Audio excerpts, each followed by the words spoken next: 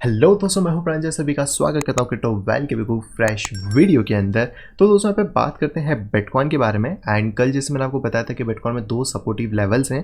पहला supportive level approx में 41-42,000 के आसपास का था, जिसके ऊपर मार्केट करंटली यहाँ पे चल रहा है। और दूसरा सपोर्टिव लेवल लगभग हमें 37-38,000 के आसपास देखने को मिल रहा है, जहां तक प्राइसेस के गिरने के चांसेस यहाँ पे बन सकते हैं अगर मार्केट आपका 41,000 को ब्रेक यहाँ पे कर देता है। करंटली मार्केट ने रिकवरी अच्छे से करी है अगर आप इस पॉइंट पे देखें, लेकिन अभी शॉर्ट टर्म अगर आप 4 आवर के अकॉर्डिंग देखते हैं तो मार्केट कहीं ना कहीं स्टिल थोड़ा सा करेक्शन ले सकता है। और इस करेक्शन के अंदर मार्केट 4 to 5% और नीचे की तरफ यहाँ पे आ सकता है। हालांकि ये चीज़ हमने पहले भी देखी हुई है मार्केट में। जब भी मार्केट एक बड़ा सा क्रैश करता है तो उसका थोड़ा सा नीचे मार्केट होने के बाद फिर वापस से रिकवरी करता है।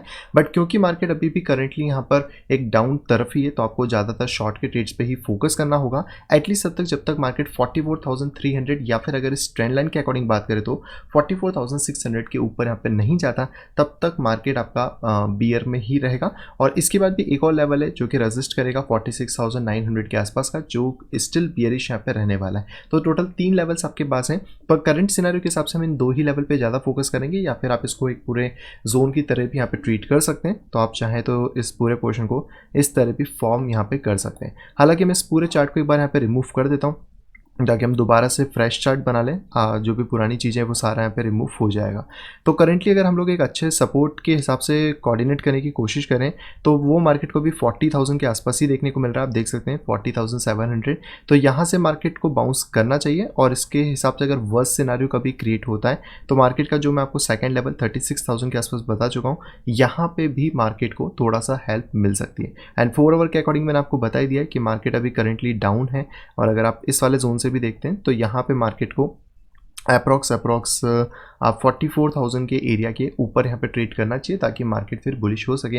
नहीं तो स्टिल मार्केट इस रेंज के बीच में घूमता रहेगा और यहाँ पर भी 40,700 को टेस्ट भी कर सकता है। इसी के साथ अगर हम लोग बात करते हैं वॉल्यूम के बारे में, तो यहाँ पे भी थोड़ा सा वॉल्यूम देखने को मिला है। लेकिन अगर आप डेली के अंदर चलते हैं तो यहाँ पर जो वॉल्यूम है वो इतना ज़्यादा प्रॉपर नहीं है जितना कि हमें पिछली बार इस डंप के अंदर देखने को मिला था। तो चांसेस अगर यहाँ से कोई भी रिवर्सल के होते हैं तो हमें 44,000 को ही थोड़ा सा यहाँ पे मार्क करना होगा। इसके साथ अगर ईएमए रिबन की बात करें तो डेली के अंदर प्राइसेस नीचे आ चुके हैं। अभी तक रिबन्स नीचे नहीं आए, जो कि एक पॉजिटिव थिंग है।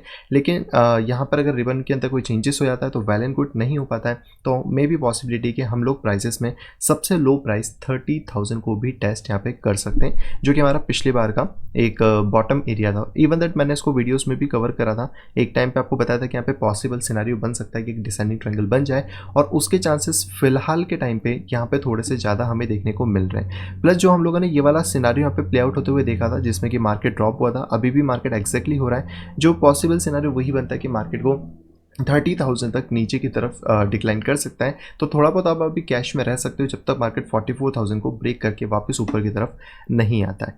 यहीं पे हम लोग बात करते हैं इसके 4 आवर के चार्ट के अकॉर्डिंग बिटकॉइन में। तो 4 आवर में तो क्लियर कट अभी आपको शॉर्ट ही देखने को मिलेगा, और इवन दैट जो रेजिस्टेंस है वहाँ पे 44,900 से लेके 46,600 के बीच तक यहाँ पे हैवीएस्ट रहने वाला है अगर आप ईएमए रिबन को फॉलो यहाँ पे करते हैं। इसके साथ अगर इंडिकेटर की बात करें तो 4 आवर में थोड़ा सा एग्जॉस्ट होते हुए मिला है मार्केट। तो अगर थोड़ा बहुत अप डाउन होता है तो यहाँ पे आपको ट्रेड देखने को मिल जाएगा। अभी भी कोई क्लियर ट्रेड नहीं है कि मार्केट में आपको कहाँ पे मिलता है, बट वापस से मार्केट अगर ऊपर आता है 44-45,000 के रेंजेस में तो वहाँ से एक प्रॉब्लम है कि हम शॉर्ट वापस से कर सकते हैं। एंड इसके साथ अगर डेली के हिसाब से यहाँ पे बात करें तो डेली में स्टिल जो मैकडी है वो नीचे की तरफ ही जा रहा है। एंड अगर आप आरएसआई को भी देखें तो 40 के नीचे, जो कि बिल्कुल भी अच्छा सिम्टम नहीं है। इसका मतलब है कि जो करेक्शन है उसके फेजेस के अंदर थोड़े से चांसेस है कि मार्केट अभी स्टिल करेक्शन के अंदर यहाँ पे रह सकता है। तो जो लेवल्स मैंने आपको बताया आप इन पे फोकस कर सकते हो, आप अपने चार्ट के ऊपर भी ऑलमोस्ट इन लेवल को ड्रॉ कर सकते हो।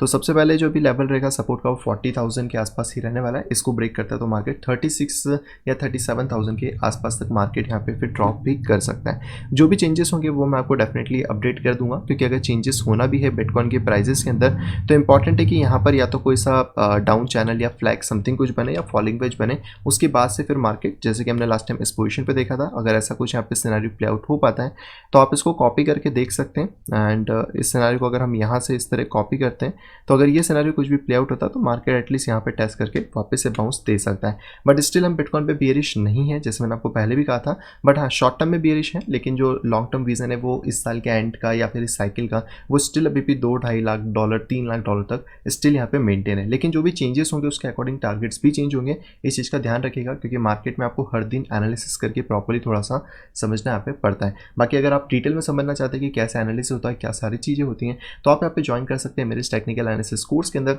जहाँ पे कि मैं आपको बताता हूँ कि आप कैसे बेसिक से लेकर एडवांस तक सारी चीज़ों को सीख सकते हैं। और केवल क्रिप्टो में नहीं बल्कि फॉरेक्स में, कमोडिटी में, स्टॉक में, यानी कि सभी के सभी फाइनेंशियल मार्केट के अंदर भी काम यहाँ पे कर सकते हैं। इस कोर्स की अधिक जानकारी के लिए आप डायरेक्टली मुझसे कॉन्टैक्ट कर सकते हैं मेरी ईमेल आई डी pixelsnapshot@gmail.com के ऊपर, या फिर आप डायरेक्टली मुझसे कॉन्टैक्ट कर सकते हैं मेरे टेलीग्राम आई डी @cryptoval के ऊपर। इन दोनों के अलावा मेरा कोई और एड्रेस यहाँ पे नहीं है। वापस आते हैं बिटकॉइन के चार्ट के ऊपर। अगर हम लोग इसके CME चार्ट की बात करते हैं तो यहाँ पर भी हमें करेक्शन देखने को मिल चुका है। मैं इसको भी एक बार रिमूव कर देता हूँ। तो जैसे मैंने आपको लास्ट टाइम भी बताया था कि बिटकॉइन का जो करेक्शन में भी इस जोन तक यहाँ पे आ सकता है वापस से इसको टेस्ट करने के लिए, जो कि हमें कब साइज मिला था। और यहीं से अगर मार्केट में कोई फ्लक्चुएशंस देखने के लिए मिल जाते हैं, अगर ये थोड़ा सा नीचे और आता है तो 37 यहाँ पे दिखाएगा। इसके फ्लक्चुएशन के बाद से आप ये कह सकते हैं कि यहाँ पर अभी एक ट्रेंड लाइन का फॉर्मेशन हो रहा है। यहाँ से फिर आपको या तो ब्रेकआउट मिल सकता है, और अगर आप पहले वाले ही लाइन को एडमायर करते हैं 65,000 की यहाँ पर, तो यहाँ पर अगर प्राइजेस में कोई बाउंस देखने को मिलता है तो प्राइस यहाँ पर जाने के बाद इसको फिर ब्रेक अप साइड में फिर कर सकता है। हालांकि अभी थोड़ा सा रुक के हमें देखना पड़ेगा। इस हफ्ता आप कह सकते हैं कि थोड़ा इंपॉर्टेंट है, एंड हम सभी को पता है कि सितंबर का मंथ कहीं ना कहीं बिटकॉइन के लिए बेयरिश होता है। तो देखते हैं कि अक्टूबर से हमें क्या चीज़ें मिल पाती हैं, या फिर इस मंथ के एंड होने तक हमें क्या क्या चीज़ें यहाँ पे देखने के लिए मिल जाती है ना। एक्सपायरी का भी डेट आई थिंक 25 या 28 के आसपास रहता है हर महीने, और एक्सपायरी के बाद हमने देखा कि मार्केट ऊपर जाता है, एक्सपायरी के पहले मार्केट गिरता है। तो इस चीज़ के लिए भी मैं बता दूंगा कल तक आपको डेट की एक्सपायरी की क्या है, और उसके बाद हमने पिछली एक्सपायरी के अंदर क्या क्या मोमेंटम देखे हुए हैं। नेक्स्ट यहाँ पे बात करते हैं हम लोग बिटकॉइन की डोमिनेंस के बारे में। एक बार इसको रिलोड कर लेते हैं वापस से। आई थिंक ट्रेडिंग व्यू बहुत ज़्यादा इश्यूज़ करता है कभी कभी, तो वापस चलते हैं इसमें नीचे की तरफ। ओके, तो डोमिनेंस पे आते हैं वापस से। तो डोमिनेंस में आप देख सकते हैं कि मार्केट है ना इस वाले लेवल पे थोड़ा स्ट्रगल कर रहा है 44.2 के आसपास में, जो मैंने आपको कल भी बताया हुआ था। तो आप इस चीज़ को चेक कर सकते हो। बट करेंटली मार्केट स्टिल हमें अप साइड में देखने को मिल रहा है। जैसे मैंने कहा था कि मार्केट गिरेगा ज़रूर, बट कहीं ना कहीं वापस बाउंस करने की कोशिश यहाँ पे करेगा, क्योंकि अभी भी स्टिल ये अप साइड की तरफ है। मैं इस बार भी इसको पूरे को एक बार रिमूव कर देता हूँ, ताकि आपको वापस से जो चार्ट है वो एकदम फ्रेशली देखने को मिल सकें। तो करेंटली जो अभी हमारे पास इंपॉर्टेंट सपोर्ट जोन है वो अराउंड 39 के आसपास है। आप चाहें तो उसको थोड़ा अप डाउन कर सकते हैं इस फॉर्मेशन से, जहाँ पे कि मार्केट अभी कह सकते हैं कि थोड़ा सा टिका हुआ है, और इसी फॉर्मेशन के अंदर यहाँ पे मार्केट ने कहीं ना कहीं इसको ब्रेक करने की कोशिश कर रहा है। बेसिकली डाउन चैनल है, तो इसके अकॉर्डिंग तो आप यही कह सकते हैं कि मार्केट अपने हाई को टेस्ट करने के लिए जा सकता है, जिसका पिछला डोमिनेंस है 49 के आसपास का। बट यहाँ पर अगर आप थोड़ा सा फोकस करने की कोशिश करेंगे तो इस जोन पे मार्केट अभी करेंटली यहाँ पे होल्ड कर रहा है, और ये जोन अगर प्रॉपर्ली होल्ड हो पाता है 41 के आसपास, तो शॉर्ट टर्म के लिए हमारे पास जो टारगेट होगा वो 43 के आसपास यहाँ पे रहने वाला है। और अगर ये प्राइस पंप करता है, डोमिनेंस आपकी पंप करती है, तो बिटकॉइन का प्राइस भी इसको आगे पीछे कभी ना कभी फॉलो कर लेगा। हो सकता है थोड़ा सा 10-12 दिन का डिले हो, लेकिन ये चीज़ पॉसिबल बन सकती है। बाकी आपका अगर डोमिनेंस 41 को ब्रेक करती है तो 40 तक आएगी, और 40 ब्रेक होता है तो फिर तो हम सभी को पता है कि डोमिनेंस के लिए जो लास्ट लेवल ऑफ पॉइंट होगा वो होगा 35 के आसपास का। और इसमें अगर गिरता तो अल्ट कॉइन के लिए बेटर डील हो सकती है। हालांकि यहाँ पे भी थोड़ा सा चॉपी मार्केट है, वही जैसे मैंने कहा कि 1-2 दिन में चीज़ें क्लियर हो जाएंगी, तो हम उसके अकॉर्डिंग डिस्कस यहाँ पे कर सकते हैं।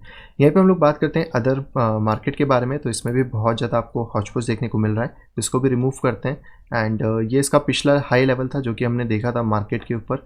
यहाँ पे ऑलरेडी हमें ब्रेकडाउन देखने को मिला है। मार्केट ने अभी तक अपना जो फॉलिंग वेज है उसका हाई कंप्लीट नहीं करा है, तो मेरे अकॉर्डिंग ये हाई यहाँ पे कंप्लीट हो सकता है। लेकिन अभी करंट वो सिनारियो के हिसाब से मार्केट को 13.3 के आसपास एक सपोर्टिव जोन यहाँ पे क्रिएट करना चाहिए। अगर मार्केट इस जोन के आसपास एक सपोर्टिव जोन क्रिएट करता है तो डेफिनेटली आपको एक अच्छा मोमेंटम आने वाले टाइम में मिलेगा। बट अभी के हिसाब से आप यही बोल सकते हैं कि मार्केट थोड़ा सा नीचे गिर सकता है, और अगर ये शार्प ड्रॉप होता है तो आपको अल्टकॉइन के अंदर थोड़ा बियरिश मोमेंटम वापस से देखने के लिए मिल जाएगा। पर आने वाले टाइम के अंदर हम बुलिश ही रहेंगे अभी भी, क्योंकि मार्केट में ऐसे कोई चेंजेस अभी इतने ज़्यादा नहीं हुए हैं कि हम बहुत ज़्यादा ही मार्केट पे बियरिश हो जाए। तो मार्केट अगर यहाँ पे ड्रॉप भी करता है तो स्टिल हमारा जो टारगेट है अल्टकॉइन की डोमिनेंस में वो 17.21 के आसपास रहेगा। और शॉर्ट टर्म टारगेट तो मैंने आपको बता ही दिया था 14 पॉइंट समथिंग जो कि यहाँ पे हिट ऑलरेडी हो चुका है। नेक्स्ट यहाँ पे बात करते हैं हम लोग इथेरियम के बारे में। इथेरियम ने भी एक अच्छी रैली दी है। कल का जो सपोर्ट बताया था वहाँ से मार्केट ने डेफिनेटली बाउंस करा है। अगर इसके मिड में भी हमने लिया होगा तो लगभग 5% का बाउंस हमें देखने को मिला हुआ है। लेकिन करंटली जैसे मैंने कहा कि इथेरियम भी अभी बेयरिश ही है, क्योंकि मार्केट के अंदर जो इसका पिछला लेवल ब्रेक हुआ है, जब तक ये वापस से रिकवर नहीं कर पाता 3200 को, इथेरियम स्टिल बियरिश रहने वाला है। इसकी भी ड्रॉइंग्स को मैं रिमूव कर देता हूँ। वापस आते हैं डेली चार्ट के ऊपर। तो डेली चार्ट के अकॉर्डिंग आप देख सकते हैं कि यहाँ पर एक करंट सपोर्ट है जिसको कि मार्केट हेल्ड कर रहा है। इसके नीचे अगर मार्केट गिरता है तो हमारे पास सेकंड सपोर्ट मिलेगा लगभग 2400, जिसको कि आप ऑब्जर्व कर सकते हो। एंड वर्स्ट सिनेरियो जो सपोर्ट है वो हमारे पास यही पिछला वाला मिलेगा। आप कह सकते हैं इस वाले जोन के आसपास लगभग $1800, जो कि बहुत ज़्यादा कंजर्वेटिव टारगेट है। अगर बहुत ज़्यादा मार्केट में गिरावट होती है दैन फिर हम इसको देखेंगे, नहीं तो भी $2400 तक हम मार्केट को एक्सपेक्ट यहाँ पे फिर करके चल सकते हैं, जब भी मार्केट $2800 को ब्रेक यहाँ पे करता है। और स्टार्टिंग में तो हमने बात करी थी, तो हाईएस्ट टारगेट अभी 4400 के आसपास है। इवन दैट अगर आप 4 आवर्स में बात करें तो मार्केट तो स्टिल गिरा हुआ है, तो यहाँ पे तो आपको ज़्यादा चेंजेस नहीं मिलेंगे। तो मार्केट के लिए जो रिकवरी पॉइंट्स है वो लगभग 3200 के ऊपर आना इंपॉर्टेंट है। इसके ऊपर नहीं आता तो स्टिल अभी भी हम लोग शॉर्ट पोजीशन की तरफ ही रहने वाले हैं। वहीं पे बात करते हैं अपने EMA रिबन के अकॉर्डिंग, तो यहाँ पे 3180 से लेकर 3400 तक वही टारगेट आ रहा है जो मैंने ऑलमोस्ट आपको यहाँ पे चार्ट पे बता दिया है। तो इसके अकॉर्डिंग भी आप चार्ट को देख सकते हैं। अगर आपका 2800 ब्रेक होता है देन आप 2400 के लिए अपने टारगेट को सेट यहाँ पे कर सकते हैं। इंडिकेटर 4 आवर में भी अभी स्टिल बियरिश ही दिख रहे हैं। वन डे के अंदर भी देखें तो बियरिश ही है, तो अभी कुछ ज़्यादा खास चेंजेस हुए नहीं है। जो भी अपडेट्स होती है फिर मैं आपको अपडेट यहाँ पे कर दूंगा। नेक्स्ट यहाँ पे बात करते हैं इथेरियम के CME चार्ट। इसका भी लगभग सेम सा ही हिसाब है, ज़्यादा यहाँ पे चेंजेस अभी हमें देखने के लिए नहीं मिल रहे। तो हम चलते हैं नेक्स्ट कॉइन के ऊपर, जो कि हमारा light coin. And light coin ने फाइनली अब इसको ब्रेक कर लिया है, तो यहाँ से आपको एक बहुत अच्छी शॉर्ट की पोजीशन देखने के लिए मिल रही है, क्योंकि अब जब तक लाइट कॉइन वापस ऊपर नहीं आता है तो 168 के ऊपर, तब तक स्टिल शॉर्ट में रहेगा। और अगर यहाँ से हम शॉर्ट लेवल्स की बात करें तो मार्केट कहीं ना कहीं $135 को टेस्ट यहाँ पे कर सकता है। तो आप चाहें तो इस पूरे लेवल को फिर से हम लोग रिमूव कर देते हैं, डेली टाइम फ्रेम में चलते हैं, ताकि इसके जो मेजर टारगेट्स हैं उनको हम लोग कवर यहाँ पे फिर कर सकें। तो लास्ट टाइम इसके हाई के हिसाब से देखें तो मार्केट ने $400 के आसपास था, और करंटली अगर आप देखने की कोशिश करते हो तो मार्केट लगभग $142 के आसपास हमें देखने के लिए यहाँ पे मिल जाता है, जो कि इस पॉइंट के आसपास रहेगा $145 के आसपास में। लेकिन ये जो लेवल है ये सिर्फ इसका रिट्रेसमेंट लेवल है। और अगर अभी आप 4 आवर के हिसाब से देखते हो, जैसे हम लोगों ने ऑलरेडी यहाँ पे बात करी हुई थी कि मार्केट के अंदर यहाँ पर एक पैरा चैनल है जिसको कि आप इस फॉर्मेशन से देख पाएंगे, आप इसको एक राइजिंग चैनल समझ सकते हैं। तो इसके अकॉर्डिंग मार्केट गिरा है, और यहाँ पे जो इंपॉर्टेंट सपोर्टिव लेवल है वो हमें 166 समथिंग देखने के लिए मिल रहा है। तो जब तक ये लेवल नहीं होता तो एक शॉर्ट टर्म में हमें मे बी 10% का करेक्शन देखने के लिए मिल सकता है। तो इसके लिए आप रेडी यहाँ पे रह सकते हैं। और अगर ये करेक्शन बहुत ज़्यादा ही बड़ा होता है किसी भी मैसिव स्केल के अकॉर्डिंग, तो इसका करेक्शन ऑलमोस्ट $117 तक भी नीचे इफेक्ट यहाँ पे दे सकता है। हालांकि इस वाले लेवल को भी हम ऑब्जर्व नहीं करें, बट अगर आप शॉर्ट टर्म में देख रहे हो तो 10% के आसपास आप इसको ऑब्जर्व कर सकते हैं। नेक्स्ट कॉइन की यहाँ पे बात करते हैं, तो ये है दोस्तों लिंक, जिसमें मैंने आपको लास्ट टाइम बताया था कि मार्केट को इसको होल्ड करना चाहिए। $22 इंपॉर्टेंट है। $22 के आसपास अगर होल्ड करता है तो डेफिनेटली ऐसे मार्केट अप मोमेंटम को रिज्यूम करेगा, नहीं तो फिर मार्केट यहाँ से ब्रेक करके नीचे आपको $19.5 के आसपास देखने के लिए मिल जाएगा। यहीं पे बात करते हैं बाइनेंस कॉइन के बारे में। तो फिलहाल में इसकी स्थिति तो ख़राब ही है, और जो लेवल मैंने आपको बताया था $322 का, आप उसको फोकस यहाँ पे कर सकते हो। तो इसको भी मैं रिमूव कर देता हूँ। तो करेंटली तो यहाँ पे 347 पे एक अच्छा सपोर्ट है। इसको अगर होल्ड नहीं कर पाता है तो करीबन 329 के आसपास मार्केट थोड़ा और करेक्शन ले सकता है, या फिर आप $300 के आसपास इसको एज्यूम यहाँ पे कर सकते हैं। फिलहाल में तो अभी अप ट्रेंड इसका नहीं आएगा जब तक कि मार्केट आपको $390 के ऊपर ट्रेड करता हुआ नहीं मिलता है। तो अगर प्राइजेस यहाँ पे ऊपर आते भी हैं तो क्रैश करके चांसेस रहेंगे कि $300 या इसके रेंजेस में हमें थोड़ा सा फ्लक्चुएशन करते हुए मिल जाए। नेक्स्ट आप पे बात करते हैं XRP के बारे में। तो इसका लेवल तो ठीक है, 0.84 जो मैंने आपको बताया था, मार्केट वहीं पे चल रहा है। अगर ऊपर मार्केट वापस जाता भी है तो $1 से हम फिर से शॉर्ट की पोजीशन में यहाँ पे जा सकते हैं। नियो के हिसाब से बात करें तो नियो हमारी बाय जोन में ड्रॉप हो चुका है एंड ऑलमोस्ट $38 से $40 के बीच में आ गया है।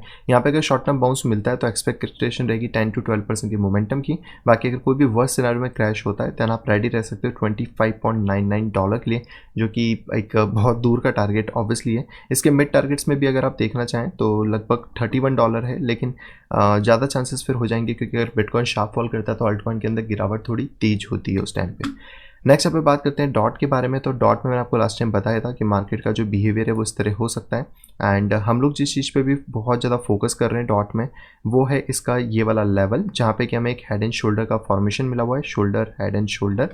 तो यहाँ पे मार्केट का रुकना बहुत ज़्यादा इसेंशियल हो जाता है, और ये मार्केट अगर इसी तरह यहाँ पे होल्ड करता है तो आने वाले टाइम में मार्केट अपना जो नियरेस्ट टारगेट है 49 का, उसको भी हिट कर सकता है। तो इसलिए मैंने पहले भी कहा था कि मार्केट अगर इसको प्रॉपर्ली होल्ड करेगा देन डेफिनेटली यहाँ पे 49 टू $50 को हिट यहाँ पे कर सकता है। तो आप डॉट पे भी थोड़ा सा ध्यान दे सकते हैं।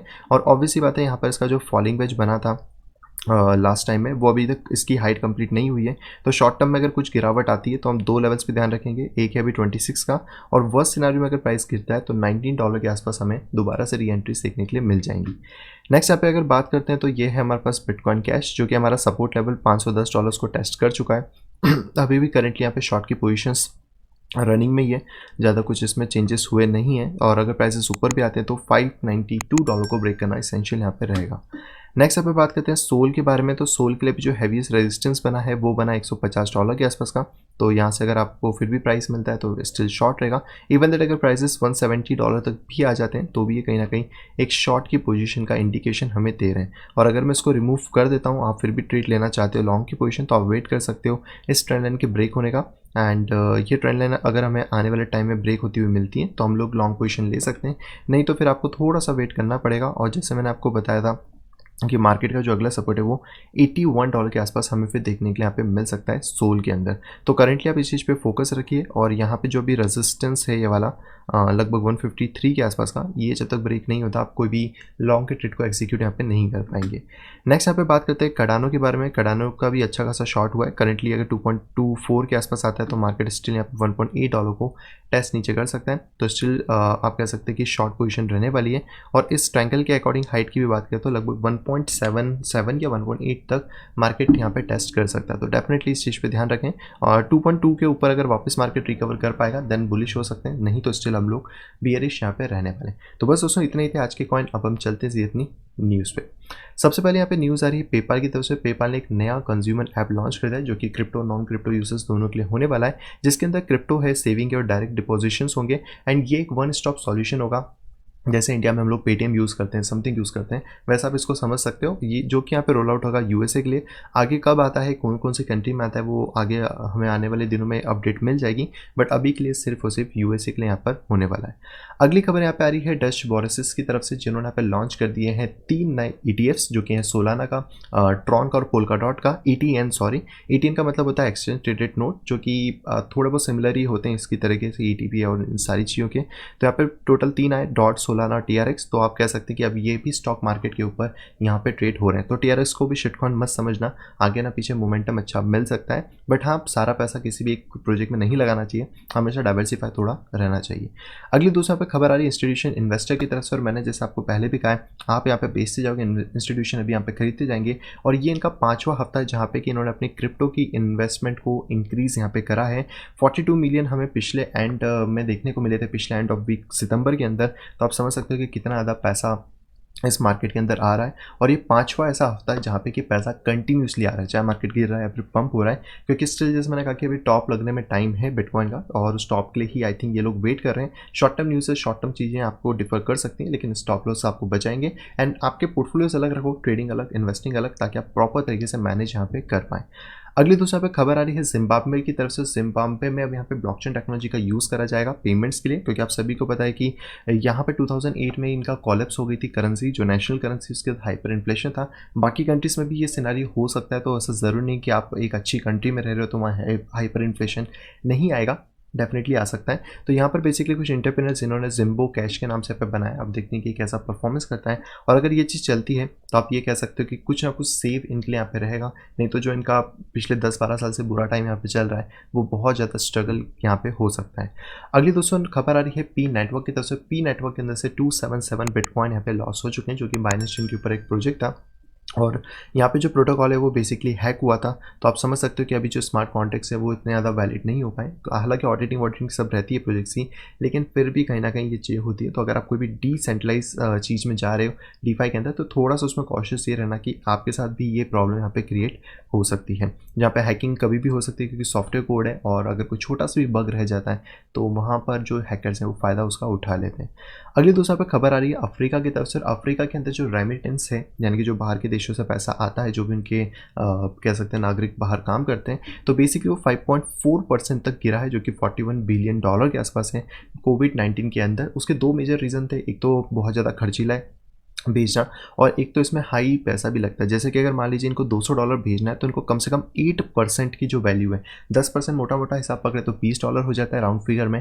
इतना पैसा तो ये सिर्फ सेंड करने में ही दे देते हैं, जबकि इसके अल्टरनेटिव अगर हम क्रिप्टो की बात करें, तो ऐसे बहुत सारी क्रिप्टो हैं जो कि आप $0 जैसे USDT, TRX, NEO, ऐसे बहुत सारे प्रोजेक्ट्स हैं जो कि आप $0, या फिर अगर आप कुछ पेमेंट करना भी चाहते हैं, तो XRP ऐसी फास्ट ब्लॉकचेन से बाकी है जो कि ₹25, ₹26 के अंदर भी यहाँ पे ट्रांज़ैक्शन कर देते हैं। $20 इस बहुत ज़्यादा अमाउंट हो जाता है, जिसकी वजह से ये चीज़ें यहाँ पे गिरी हैं। अब इसके लिए आप कोविड को ब्लेम कर सकते हो या कुछ भी कर सकते हो, लेकिन कहीं न कहीं अगर ब्लॉकचेन वहाँ पे अडॉप्ट कर लिया जाता है, तो ये सारा पैसा बहुत हद तक सेव यहाँ पे हो जाएगा। और ये चांसेस सिर्फ अभी 8% तक हैं, ये कई बार 15% तक भी जा सकते हैं। तो ये एक बहुत ह्यूज अमाउंट बन जाता है, क्योंकि आप कमाओगे और उसमें से एक बड़ा चंक इसी सर्विस के अंदर यहाँ पे निकल जाएगा। अगली यहाँ पे जो खबर आ रही है दोस्तों, आ रही है बिगेस्ट बैंक वेनेजुला की तरफ से, और इनके ऊपर यहाँ पे टेररिस्ट अटैक हुआ था, जिससे कि 5 दिन से बैंक बंद था। और अब इसके बाद यहाँ पे बैंक चालू तो हुआ है, लेकिन सबके साथ अब वही प्रॉब्लम है, क्योंकि अगर बैंक ही बंद हो जाएगा तो देश चलेगा कैसे। और आप कह सकते हैं कि स्टेट बैंक है कंट्री का, जैसे कि अगर इंडिया में SBI के ऊपर कोई हमला हो जाए या कुछ हो जाए, तो आप समझो कि फिर कितनी ज़्यादा प्रॉब्लम यहाँ पे क्रिएट हो सकती है। तो उसी तरीके की चीज़ें हैं, और बैंकिंग सिस्टम स्टिल बहुत ज़्यादा अंडररेटेड, या हम कह सकते हैं पुराना यहाँ पे चल रहा है, जिसको अपग्रेड होने के लिए बहुत ज़्यादा रिक्वायरमेंट है। लेकिन हाँ, अगर आप अपने आप को डाइवर्सिफाई रखते हो, बैंक में पैसा होना अच्छी बात है, लेकिन उसके अलावा इन्वेस्टमेंट्स में अलग अलग जगह, जिसको कि आप रियल टाइम पे यूज़ कर सको, क्योंकि ऐसे इंसिडेंट कभी भी हो सकते हैं। और जैसे जैसे इंटरनेट की टेक्नोलॉजी बढ़ती जाएगी, ये इंसिडेंट की क्वांटिटी भी बढ़ती जाएगी, क्योंकि ऑब्वियस सी बात है कि हैकर्स भी स्मार्ट होंगे, सारी चीज़ें होंगी, और अगर कोई अपनी टेक्नोलॉजी को अपग्रेड नहीं करता है, तो कहीं ना कहीं ये सारी चीज़ें वहाँ पर दिक्कतें दे सकती हैं। आज की दोस्तों आखिरी की जो खबर आ रही है वो आ रही है रिप्पल की तरफ से। एंड रिप्पल ने यहाँ पे साफ साफ बोल दिया कि भाई हमारा कोई भी ऐसा प्लान नहीं है कि हम SEC के साथ इस कह सकते हैं जो कॉन्फ्लिक्ट चल रहा है उसको यहाँ पे सेटल कर पाएँ। और इवन इन्होंने कहा कि हम ऑलरेडी यहाँ पे अपने जो केसेस उसको लड़ रहे हैं, हम उसको कोई भी विड्रॉल नहीं करने वाले हैं, और कोई भी हमारा ऐसा प्लान नहीं है कि हम जो सिक्योरिटी वॉच डॉग्स हैं उनके बिहाफ में यहाँ पे चीज़ों को कर पाएँ। तो अब आप ये कह सकते हैं कि XRP का केस अब थोड़ा लंबा ही चलने वाला है, तो जब तक इन दोनों के बीच में तो कोई सेटलमेंट या फिर कोई फाइनल रिजल्ट नहीं आ जाता, तब तक XRP थोड़ा सा मजेदार में यहाँ पे फंसा रहने वाला है। सो आई दोस्तों वीडियो को पसंद होगी दोस्तों, अगर वीडियो अगर पसंद तो प्लीज़ वीडियो को लाइक करिएगा दोस्तों, अगर वीडियो पसंद आए तो डिसलाइक करिएगा। चैनल पे दोस्तों फर्स्ट टाइम आए तो जाके तुरंत चैनल को सब्सक्राइब करिए, साइड में दिखे नोटिफिकेशन बेल को दबा के ऑल के ऊपर क्लिक कर दीजिए, ताकि आप आने वाली सभी वीडियो की इन्फॉर्मेशन प्रॉपर टाइम पे पा सकें। तो मैं मिलता हूं आपसे कुछ इंटरेस्टिंग वीडियो के साथ, तब तक have a great day and bye bye.